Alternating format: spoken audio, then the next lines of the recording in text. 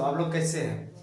I hope कि आप लोग अच्छे होंगे। चलिए आज हम लोग पढ़ेंगे एक्सरसाइज 5.2 यानी कि एपी।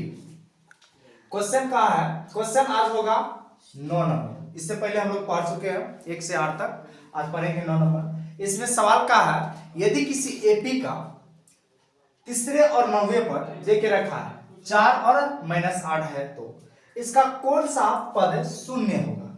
ठीक है, कौन सा पद जब कहे तो वो ए एन का मान होता है। ठीक है, चलिए बनाते हैं। जो दे के रखा पहले लिखते हैं। तो तीसरे पद मतलब A3 कितना है? 4 है। और दूसरा जो बोला है 9वें पद मतलब A9, ये जो दे के रखा माइनस का 8 दे के रखा। ठीक है, अब इसको हल करेंगे तो A3 को लिखेंगे A प्लस 2D बराबर का इतना, समीकरण 1 मान लेंगे। अब A9 को लिखेंगे A प्लस 8D, माइनस का इतना है, समीकरण 2। ठीक है ना, बताए थे कि जब ये 3 रहेगा तो इसको a प्लस 2d क्यों लिखते हैं, कैसे लिखते हैं? फॉर्मूला है n बराबर a plus n minus 1 into D. ठीक है ना, चलिए तो दोनों समीकरण को हल करते हैं। समीकरण 1 व समीकरण 2 से देखिए आराम से। समीकरण 1 क्या करा, a प्लस का 2d बराबर का, और दूसरा कहा a प्लस 8d माइनस का 8। अब चेंज करते हैं, प्लस है माइनस, माइनस रहेगा तो प्लस। चलिए प्लस है तो माइनस, प्लस है तो माइनस, यहाँ पे माइनस है तो प्लस। अब प्लस माइनस जो सेम रहता है वो क्या होता है, कट जाता है। प्लस माइनस ये है, ये कट गया। अब देखो क्या है, प्लस का 2d है और माइनस का 8। अब इसमें से ये घट रहा है, बड़ा माइनस तो माइनस का आएगा, 8 में से 2 जाएगा 6 आएगा, 6d रह जाएगा। इधर देखो प्लस का 8 है और प्लस का 4 है, 8 कितना होता, 12। 6 इधर जाके क्या करेगा, भाग करेगा, तो d बराबर 12 से 6 कटाएगा, कितना आएगा, 2 आएगा। मतलब माइनस का उधर जाके माइनस ही रहेगा, d का मान 2। d का मान कितना आ गया हमारा, 2 आ गया। चलिए अब समीकरण रखेंगे 1 में d का मान। ठीक है, यहां लिखते हैं समीकरण 1 में d का मान रखने पर, अब देखो क्या देके रखा, एक क्या है हमारा a प्लस का 2d बराबर का 4, मतलब ये d है। तो a का मान तो दिया नहीं है, d का मान निकला, तो a लिखेंगे प्लस का 2, d का मान है माइनस का 2 बराबर 4। तो a प्लस माइनस माइनस 2 से 2 गुना किया 4, तो a प्लस 4, ये उधर जाके प्लस करेगा, तो a बराबर 8। a का मान आ गया हमारा 8। अब इसमें कहा कि कौन सा पद शून्य है, मतलब a n का मान हमारा 0 दे के रखा था। अब a n का फॉर्मूला बैठा के निकालेंगे कौन सा पद शून्य है। कहां पे लिखे, जगह भी कम है। चलिए इधर बनाते हैं। फॉर्मूला है a n बराबर a plus n minus 1 into का d, ये फॉर्मूला है।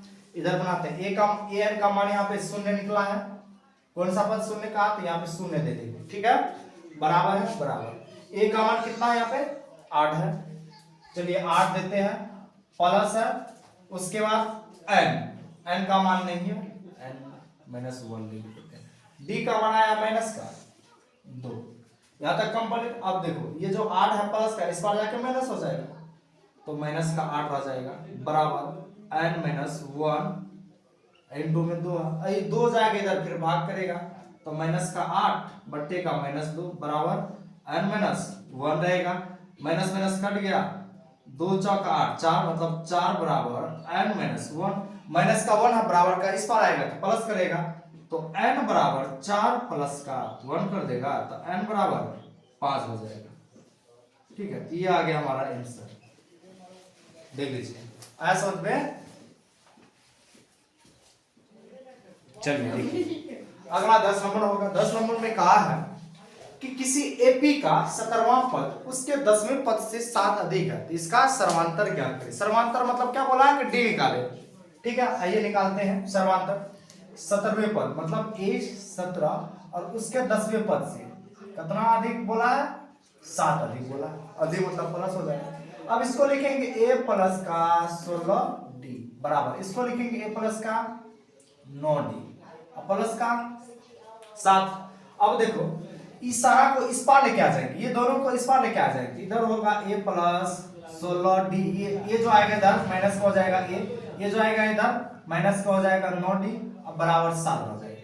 प्लस का a माइनस का a कट गया, प्लस माइनस बताए थे कटता है। प्लस का 16d में से माइनस का 9d घट रहा है तो क्या होगा, कितना बचेगा 7d बचेगा, अब बराबर का 7 है। तो ये जो 7 है इधर आके भगा करेगा, क्योंकि इधर d के साथ गुना में इस पर जाके भगा करेगा, तो d बराबर जो होगा 7/7 ही हो जाएगा, तो ये एक बार में कटेगा, तो d का मान 1, यानी कि इसी को बोलते हैं सर्वांतर। क्या बोलते हैं, सर्वांतर। सर्वांतर d ही होता है, तो इसका मान 1 हमारा निकला है आंसर। ठीक है, देखिए कितना आसान है। चलिए तो अब अगला है 11 नंबर। 11 नंबर में कहा कि एपी 3, 15, 27, 39 डॉट डॉट डॉट का कौन सा पद 54वें पद से 132 अधिक है। इसमें से जो दिया है हम a का मान निकालते हैं, इतना आएगा। सर्वांतर मतलब d निकालने खातिर क्या होता है, a2 में से a1 घटता, मतलब दूसरा में से पहला माइनस, 15 में से 3 जाएगा तो कितना बचेगा 12। अब इधर कहा है कि 54वें पद से 132 अधिक है, मतलब a54 प्लस 132 कौन सा पद का, तो an का फॉर्मूला लगता है ना, तो क्या होता है a plus n minus 1 into का t, अब बराबर इधर हो जाएगा a54 को लिखेंगे a प्लस का 53d लिखेंगे, अब प्लस का 132 इसको ऐसे लिखेंगे। ठीक है, अगर ये भी इस साइड आ गया तो ये माइनस का हो जाएगा, ये प्लस का हो जाएगा, कट जाएगा। चलो n माइनस 1 रहने दो, d का मान कितना आया हमारा 12 आया है, तो यहाँ पे 12 रहेगा बराबर 53, d का मान आया है 12 और प्लस का 132। ठीक है, अब इसको अगर ये देखो ये क्या हो रहा है, गुना हो रहा है, तो 12 से n गुना करेगा 12n माइनस 12 से 1 गुना करेगा तो 12, 53 से 12 गुना करेगा तो कितना आएगा 12 तिया 36 और 12 पंच 60 और 60 3 होता है 63, अब प्लस का 132 रहेगा। ठीक है, अब 12n माइनस का 12, अभी दोनों को जोड़ेंगे तो 6 2 8 3 3 6 और 6 1 7 हो जाएगा। ठीक है, अब देखो माइनस का जो 12 है उस पार जाएगा तो प्लस हो जाएगा, 12n बराबर 768 में से प्लस हो जाएगा 12।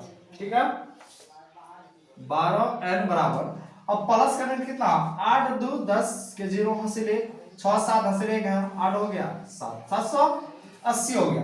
12n के साथ गुना में उस पार जाके क्या करेगा, भागीन करेगा, देख लो ना बाबा क्या दिक्कत है, 780 से डिवाइड करेंगे ना।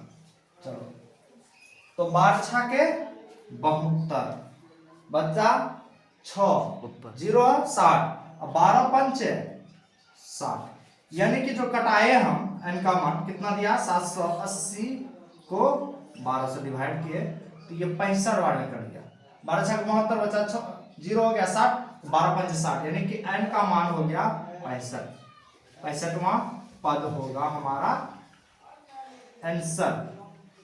आया समझ में, देख लो।